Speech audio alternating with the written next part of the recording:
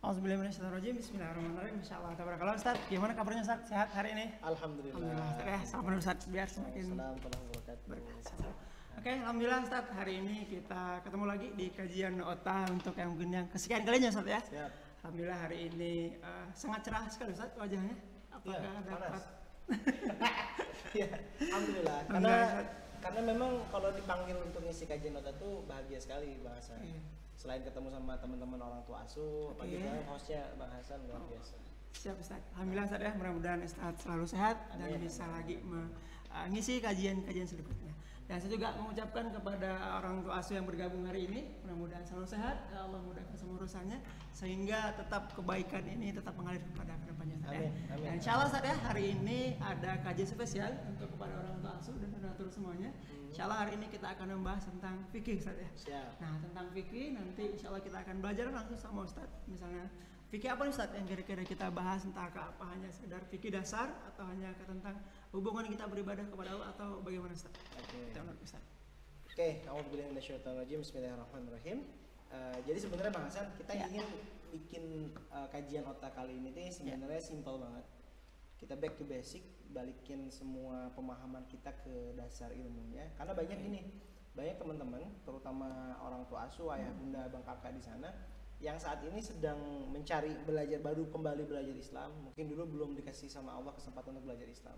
Sekarang mulai belajar, tiba-tiba belajarnya langsung ke kajian yang di level tertinggi atau di level ini. Akhirnya susah, kayak nganggap kok ribet banget ya. Nah, sebenarnya nggak gitu. Sebenarnya memang kitanya aja yang memulai terlalu tinggi. Nah, karena ada beberapa tahapan. Nah, mungkin di kajian otak kali ini kita akan balikin deh. Kita sama-sama nurunin ego kita sama-sama nurunin pemahaman kita sedikit untuk sama-sama nge-review. Siap. Berarti fikih ini, maaf Ustaz saya potong, berarti mengatur Ustaz berarti ya? Atau gimana Ustaz? Enggak. Gini sebenarnya. Jauh sebelum kita ngomong masalah aturan Bang Hasan. Kita akan ngobrol masalah tadi ya, pemahaman orang terkait belajar Islam. Banyaknya orang saat ini kan belajar Islam tuh langsung di level tertinggi, akhirnya salah paham. Nah, fikih ini ranah yang paling banyak dijadikan tempat untuk pecah belah umat. Oh, aku sholatnya pakai kunut, aku sholatnya segini, aku sholat gitu. Mereka nggak ngerti, padahal yang mereka perdebatkan itu bukan perdebatan yang krusial. Berarti hal-hal dasar. Hal-hal dasar ya, makanya itu tadi. Ini harus back to basic. Karena hari ini saya pengennya kita sama-sama belajar ke basic lagi, ngertiin apa itu fikih. But sebelum ngomongin fikih Bang Hasan, saya mau mau ingetin ke ayah bunda bang kakak di rumah sana, bahwasanya ngapain sih Allah menciptakan manusia? Ini saya tarik busurnya agak panjang ke belakang. Jadi kalau kita lihat cerita Allah menciptakan manusia ini kan sebenarnya Allah nyiptain manusia itu untuk ibadah. Wa ma khalaqtul jinna wal insa illa liya'budun. Jadi Allah nyiptain Adam, nyiptain Hawa. Itu aslinya untuk beribadah. Konsep pertamanya itu adalah hubungan kita sama Allah adalah hubungan vertikal. Tetapi ternyata Allah tidak menciptakan Adam dan Hawa saja. Dari Adam dan Hawa muncul manusia-manusia yang lain. Allah ciptakan manusia-manusia yang lain. Dan sampai saat ini more than 7 million baby, 7 juta manusia ada di dunia ini. Nah, ternyata hubungan kita dari kita seorang muslim, pribadi kita sebagai seorang muslim dengan orang-orang pribadi manusia-manusia yang lain di seluruh dunia, even dia orang muslim, apakah dia orang yang non muslim, apakah dia ateis, apakah dia orang seperti apapun, itu diatur ternyata dalam Islam. Nah, kalau tadi hubungan manusia dengan pencipta itu ke atas namanya hubungan ibadah. Kalau bahasa orang tuh sering bahasanya hablum minallah, hubungan dengan Allah. Tapi kita pakai bahasa yang simpel deh, bahasa ibadah yang mudah dimengerti Ustaz. Bahasa hubungan ritual kita sama Allah, misalkan sholat, terus kita mau puasa, itu kan hubungannya special between you and God, between Allah sama kita. Nah, tapi kalau misalkan kita ngobrolin sesuatu yang lebih, bagaimana sih kita memperlakukan orang tua? Kan manusia ke manusia lain. Ya, itu juga perlu buat saya juga. Karena apalagi hari ini saya pisah nih sama orang tua di kampung. Saya orang tua di kampung, atau sekarang dekatnya sama mertua misalkan. Bagaimana seorang laki-laki sama mertua hubungannya? Bagaimana seorang suami sama istri? Bagaimana bapak sama anak? Bagaimana seorang pelanggan sama pedagang? Bagaimana pedagang sama supplier? Hubungan-hubungan itu dalam Islam disebut hubungan muamalah. Sesama manusia.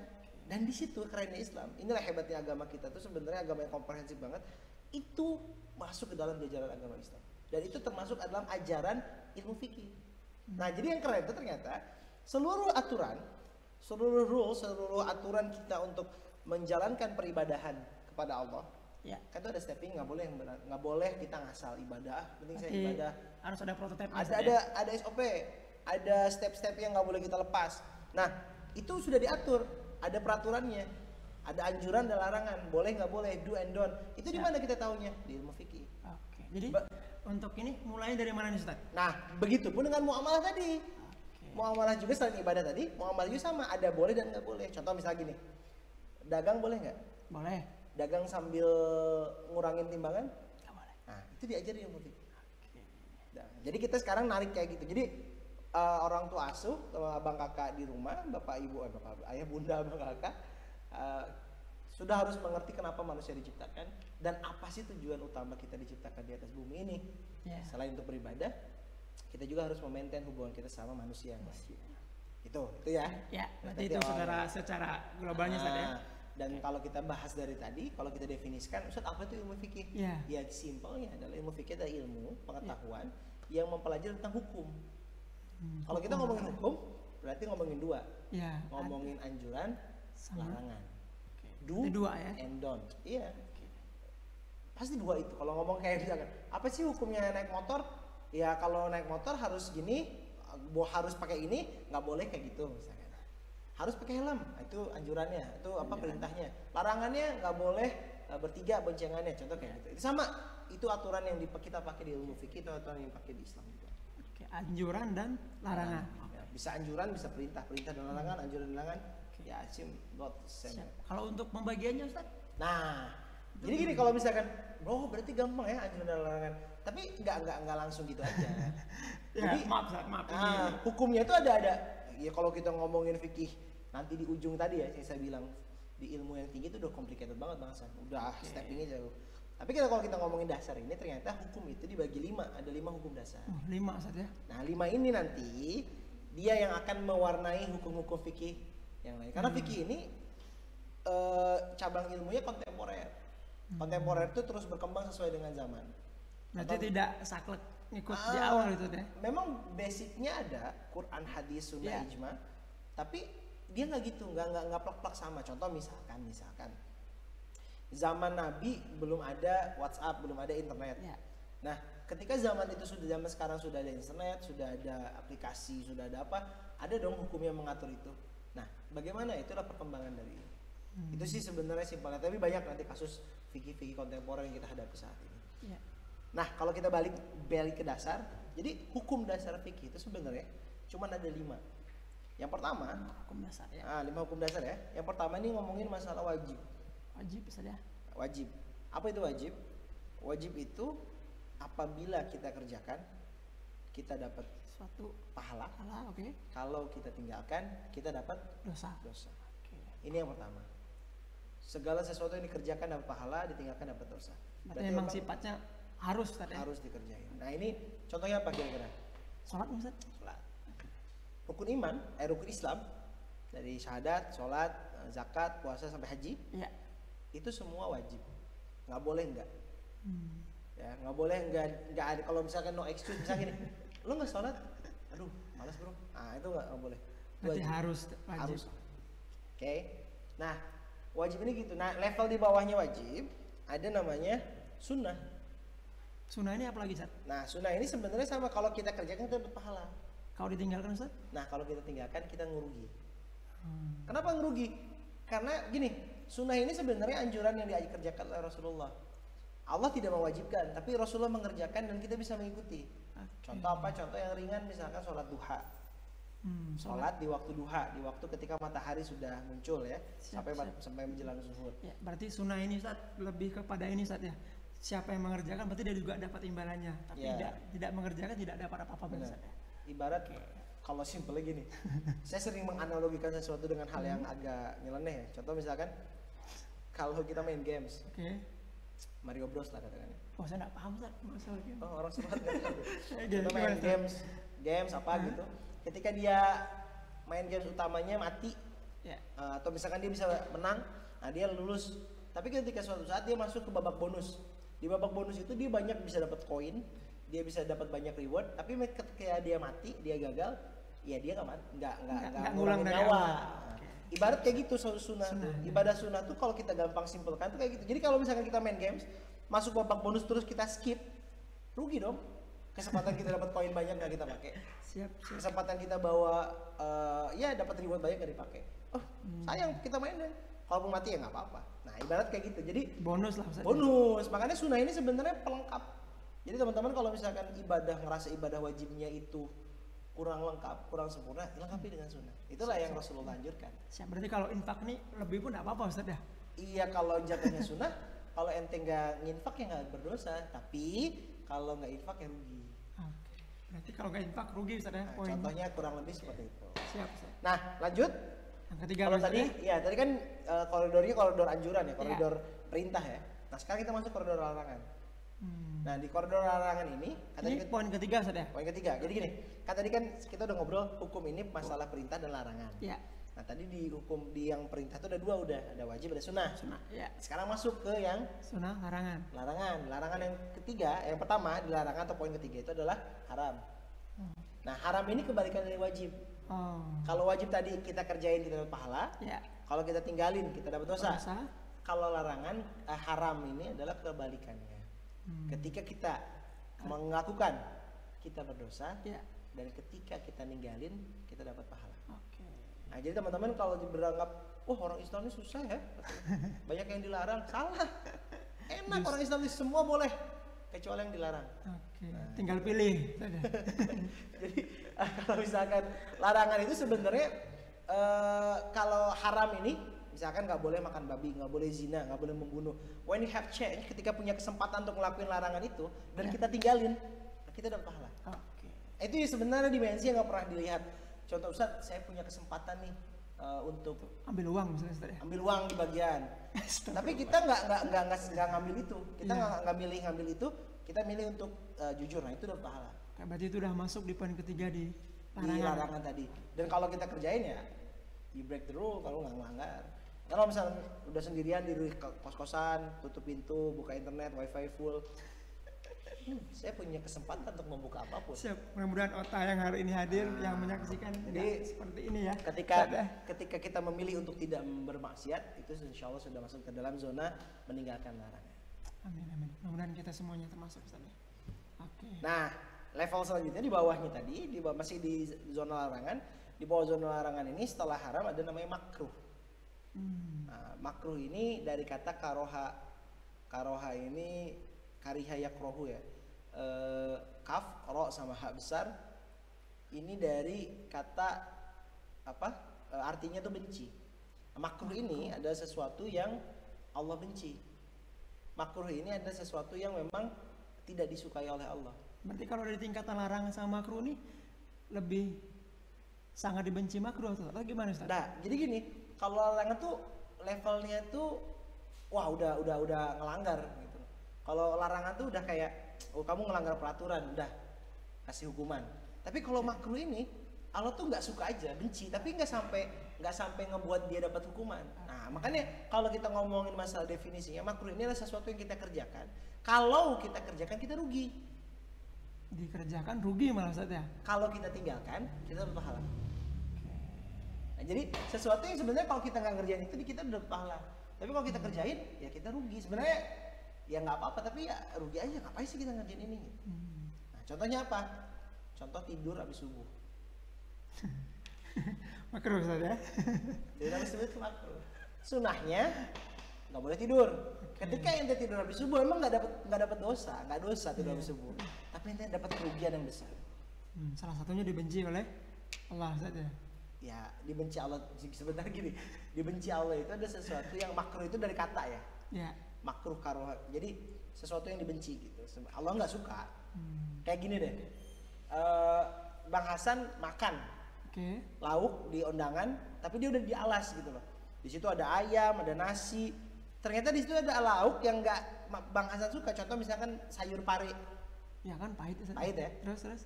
Pas orang makan, kita makan ayamnya, kita makan sambalnya, tapi kita tinggalin sayur parenya. Kenapa ditinggalin? Gua nggak suka. Tapi nggak harus dibuang juga kan? Fobia enggak. Tapi cuman ditinggalin aja nggak suka. Nah ibaratnya filosofinya kalau antum ngerjain sesuatu yang makruh, antum kayak pare di tengah kondangan tadi yang nggak disukai. Udah diambil tapi nggak disukai. Makanya rugi lah kita ngerjain. Nah, itu logika dasar simpelnya ya. Makruh ya. Makruh tuh gitu. Jadi kalau misalkan apa aja sih yang makruh banyak. Kalau orang bilang merokok makruh karena sebenarnya kalau nggak ngerokok lebih baik ya boleh. Kalau dia bilang merokok haram ya terserah itu ya ikhtilaf ya. Tapi kalau misalkan ada yang bilang makan jengkol, makan durian, itu kan bau juga. Nah, makruhnya itu ketika ngeganggu orang lain. Gitu loh. Kalau misalkan satu rumah suka jengkol dan ikhlas menerima, mungkin beda cerita. Nah, contohnya itu gampangnya ya, teman-teman. Nanti silakan kita belajar lebih dalam lagi. Nah itu ya. Jadi ada 2 hal ya, 2 bab sudah kita bahas. Ada yang larangan, ada wajib perintah itu ada wajib sama sunnah. Ya. Di larangan ada haram dan makruh. Nah itu lagi yang kelima. Ini ada di koridor di antara keduanya. 50-50. Yes. Apa itu? Namanya mubah. Mubah berasal dari kata apa Ustaz? Kalau bahasa Arabnya Ustaz? Ibahatun artinya boleh. Abaha yubihu. Ibahah itu artinya boleh. Jadi mubah ini sesuatu yang boleh, halal. Ya, boleh lah. Ente kerjakan boleh. Makan boleh nggak? Ada batasnya nggak Ustaz? Nah, makanya ini kita bahas. Makan boleh nggak? Boleh. Boleh. Tidur? Boleh. Nah, jalan-jalan? Boleh. Segala sesuatu ini boleh. Tapi ketika kita berlebihan, dia mendekatkan pada yang makruh, bahkan mendekatkan pada yang haram. Contohnya Ustaz, misalnya? Makan banyak, Ya. makan 1 piring, boleh. Boleh. Makan 3 piring, Berlebihan Ustaz. berlebihan bisa jadi makruh makanya. Nah jadi hukum itu seperti itu mainnya. Makan babi, haram. Makannya dia boleh, tapi karena ada zatnya babi, itu yang jadi buat dia haram. Nah gitu, ngerti ya? Ya, Jadi teman-teman gini contoh baik. Ustadz boleh nggak sih kita main games? Sebetulnya ada sesuatu yang boleh dikerjakan selain main game. Saya main game sekalian nongkrong, ngobrol sama teman, boleh sekali. Tapi ketika dilakukan secara berlebihan, Jadi sifat mendekatkan pada makruh bahkan keharaman. Nonton bola Ustadz boleh nggak? Boleh. Tapi kalau sampai begadang, Sampai begadang dan sudah sholat subuh, itu jatuhnya ke larangan Ustaz.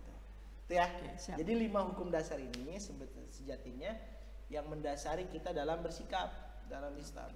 Jadi kita harus ngerti dulu, jangan asal haram, sebentar.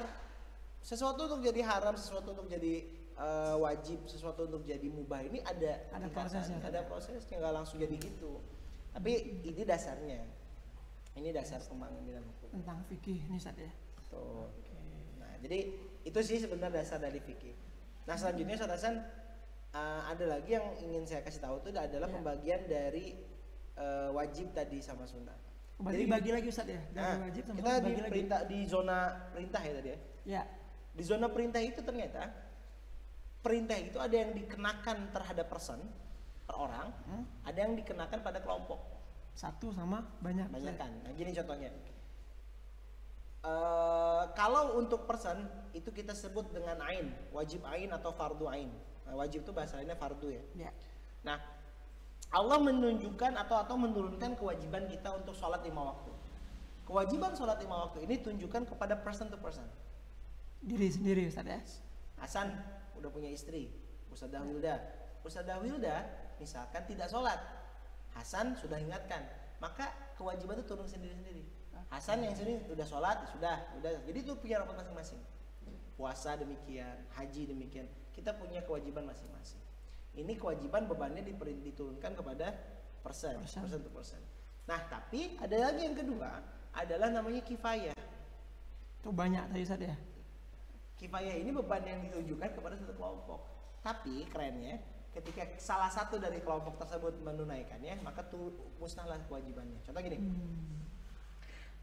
kewajiban tadi apa? Apabila dikerjakan, Mendapatkan pahala. kalau ditinggal, Dapat dosa. nah, yang ngeri kan kalau ketinggalan. Yang ngeri itu kalau ditinggal. Oke. Contoh gini, ada orang meninggal di satu kampung, ada orang meninggal di satu kaum. Fardu kifayahnya, kewajiban secara kelompoknya adalah mengurus jenazahnya. Dari mandiin, mengafani, menguburkan, sholat, menguburkan, itu fardu kifayah. Harus ada ya Ustaz ya. Harus ada yang ngerjain. Kalau dalam satu kampung itu kita cuek, tidak mau tahu sampai mayatnya terbengkalai, maka dosanya ditanggung Satu kampung. karena ditinggalkan. Tapi kalau misalkan ada dari satu kampung itu 3 orang, 2 orang, bahkan 1 orang yang mengerjakannya, dia mandiin mayatnya, dia bungkusin, dia sholatin, dia kuburin sendirian katakan, maka satu kampung itu sudah kewajibannya sudah gugur. Walaupun fadilah keutamaannya hanya didapatkan oleh satu orang, tapi yang lain tidak dapat dosa. Nah ini juga berlaku untuk sunnah. Sunnah juga ada yang ain, ada yang kifayah. Kayak sholat duha, sholat tahajud, itu semuanya sunnah ain, persen. Puasa sunnah Senin Kamis, puasa sunnah Yaumul Bid, puasa Daud misalkan. Puasa Syawal juga termasuk. Syawal termasuk juga. Alhamdulillah ini udah terakhir ya. Terakhir hari ini. Mudah-mudahan donatur juga Ota ikut melaksanakan puasa Syawal jalan. Karena hari Jumat ini sudah masuk tanggal 1 Syawal. Kalau malam Jumat berarti sudah 2 Syawal. Nah, selanjutnya adalah sunnah kifayah. Nah, ini menarik Bang Hasan. Sunnah kifayah ini kalau misalkan dikerjakan satu kampung atau satu kelompok itu mendapatkan fadilah sunnahnya. Nah, kalau ditinggalkan rugi bareng-bareng. Apa contohnya? Contohnya kurban. Wah, bentar lagi nih kurban itu ya. Bapak-bapak, ibu-ibu, ayah bunda, bang, kakak dimanapun anda berada, mau masih 2 bulan lagi nabung. Ya, sekarang masih kan beres Zulqa'dah, 2 bulan, 1 bulan 10 hari. 1 bulan lagi. Zulqa'dah, Zulhijjah. Nah, disinilah momen kita harus segera nabung untuk beli kurban kita. Kenapa harus nabung? Karena kalau kurban itu gini konsepnya, satu keluarga dia berkurban, maka satu orang dalam keluarga tersebut berkurban, maka fadilahnya didapatkan oleh satu keluarga. Berarti satu berbuat dapat semuanya saja. Tapi kalau satu dari keluarga tersebut tidak ada yang berbuat, maka condongnya ke makruh. Ini yang kurban tuh. Dari satu keluarga mampu semua tapi tidak ada yang kurban satupun, condongnya ke makruh. Allah nggak suka. Tapi kalau memang nggak mampu satu keluarga, ya kalau nggak mampu sekali nggak masalah. Kembali lagi ya tadi. Tapi yang masalah kan sekarang kita HP-nya lebih mahal dari kurbannya. Giliran punya handphone sekian belas juta mantap. Beli motor, beli tablet, beli laptop ya puluhan juta oke. Ya beli tas juga kadang saja. Oh sekarang tas berpuluhan juta misalnya. Tapi kambing 2 juta aja bilang aduh nggak ada uang saya ini nggak mampu kan. Bahkan cari kambing yang kecil biasanya saja. Kan itu pengen dicubit ginjalnya. Jadi nggak boleh kayak gitu sebenarnya. Kalau misalnya kita punya prioritas utama kurban silakan berkurban. Bahkan kalau mau nabung di Baitul Mal Munzalan Indonesia untuk berkurban bisa sekali. Ustaz terlambat, Ustaz bilang harus tahun lalu. Oke, silakan berazam untuk tahun depan. Semoga Allah masih menghidupkan kita. Amin. Gitu ya? Siap Ustaz. Nah, itu tentang fardu kifayah sama ini. Nah, terakhir. Ya Ustaz. Berarti masih ada terakhir lagi Ustaz ya? Ini udah, masih ada. Masih ada waktu terakhir. Nah, jadi terakhir setelah kita tahu haram, kita tahu wajib, kita tahu makruh, kita tahu sunnah. Terakhir kita akan mengetahui apa itu syarat dan apa itu rukun. Ada lagi Ustaz ya, berlanjut lagi nih. Ini dasar ya Ustaz ya? Dasar. Karena besok pertemuan ke depan kayaknya kita kan mulai ngebahas sesuatu yang lebih spesifik. Nah, kalau ini sering didengar sama kita banyak yang kurang tahu. Sering kan dengar syarat kan? Rukun juga sering dengar kan? Iya. Nah, kalau saya ngomong syarat yang di benak Ustaz Bang Hasan itu apa? Sesuatu yang wajib Ustaz. Wajib. Wajibnya kapan? Waktu mau melaksanakan Ustaz. Mau melaksanakan. Kan contoh gini. Mau mendaftar jadi mahasiswa, syaratnya harus punya jasa, bayar, SKCK, apapun itu syarat yang harus dipenuhi. Ketika mau masuk, bawa jasa, bawa SKCK, tapi ketika tanya KTP-nya mana? Oh saya bukan penduduk sini, penduduk mana? Kan dari planet Mars misalkan, nggak bisa masuk ke kampus, nggak bisa jadi mahasiswa karena syaratnya tidak ada. Contoh gitu. Nah, begitupun dalam ibadah juga punya syaratnya Bang Hasan. Nah, syarat-syarat ini adalah sesuatu yang harus kita penuhi sebelum mulai masuk ke dalam satu ibadah. Contohnya Ustaz, misalnya tadi kan Ustaz menyampaikan di awal nih, misalnya tentang kita berhubungan sama Allah, sama manusia, itu apa syaratnya? Contoh gini, sholat. Sebelum kita sholat, sebelum takbir membuka sholat, Allahu Akbar harus ada yang dipenuhi dulu. Apa itu? Satu, bersih badannya, bersih tubuhnya, bersih pakaiannya, bersih tempatnya. Otomatis dibersihin dulu dong. Nggak boleh pakai baju yang udah 15 hari. Atau pakai baju dari pasar yang kotor banget, nggak boleh. Dan yang kedua, contoh misalkan syaratnya dia harus bersih dari najis atau hadas. Hadas itu dia harus menghilangkannya dengan wudu atau mandi besar. Itu baik kecil atau besar tadi? Itu contoh kayak gitu. Jadi itulah syaratnya, harus nutup aurat, menghadap kiblat. Nah, itu syarat-syarat yang harus dipenuhi. Ketika semua udah checklist syarat-syaratnya, baru dia boleh mulai sholat. Nah, masuk wudu juga termasuk syarat? Iya, syarat wudu itu masuk syarat kan tadi. Syaratnya sholat adalah bersih dari najis, bersih dari hadas ya. Secara menghilangkan hadas ya wudu. Begitupun nikah Nikah punya syarat, ada Ustaz, ada mempelainya, ada walinya. Iya. Misalkan kalau nggak ada mempelai gimana mau nikah? Jadi semua preparation yang harus disiapkan sebelum kita mulai. Ini Itu syarat. sebelum Ustaz ya. Iya sebelum. Oke. Nah, satu lagi adalah rukun. Oke, rukun ini berarti yang sudah atau Nah, gimana? bukan Ustaz? sudah. Sering kita kata rukun kan? Iya, Kalau yang saya bilang rukun yang terbenak dalam itu apa? harus ada Ustaz. Enggak, rukun itu biasanya damai. Jadi bukan itu bukan. Jadi rukun yang dimaksud di sini Iya. sesuatu yang harus kita penuhi ketika dalam ibadah, dalam Oke. ngerjain sesuatu. Jadi rukun ini teman-teman, Mbak Ayah Bunda Bang Kakak itu diambil dari kata soko guru. Soko guru itu dari bahasa Arab ya, ruknun. Iya. Artinya itu tiang. Penyangga atau gimana? Betul, tiang. Tiang penyangga. Contoh gini, rukun Islam. Rukun Islam ada berapa? 7. 6. Iya, rukun Islam 6. Jadi rukun Islam itu 5. Jadi Kan saya mau belajar Ustaz. enggak. Antum pasti pura-pura biar rame. Jadi rukun Islam itu 5. Ketika rukun Islam 5 berarti Islam itu punya 5 tiang. Ya. Nah, ketika misalkan ada seorang disebut muslim, orang yang Islam, berarti dia harus ngerdiriin tiangnya ada yang 5 ya dong. Contoh dia udah syahadat. Oke, gue udah syahadat, ada 1 tiang. Haji nggak? Haji nggak apa? Sholat nggak? Sholat, ada tiang selanjutnya. Zakat bayar, zakat fitrah. Nggak. Puasa kadang-kadang sih udah mulai miring. Haji, waduh belum, udah. Berarti otomatis bangunan lagi miring kayak gini, kan tiangnya cuma 3. Apalagi yang dia cuma syahadat doang. Sholat gimana? Tinggal. Udah tinggal di ujung tanduk ya. Inilah yang disebut seorang muslim yang di ujung tanduk, modalnya syahadat doang. Nah, tiang tuh kayak gitu. Nah, sekarang ibadah pun sama. Kalau tadi sebelum sholat kita ada namanya syarat, ketika Iya. mulai sholat ada step yang nggak boleh dilewatin. Kalau kita lewat gagal. Takbir sampai salam tuh ada 13 stepping.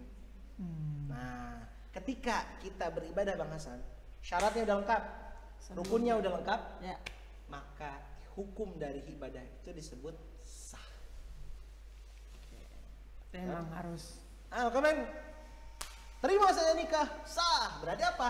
Syaratnya Sah, lengkap, sah, rukunnya rukunnya lengkap. Itu sah. Sah. Sah nggak ya gua sholatnya?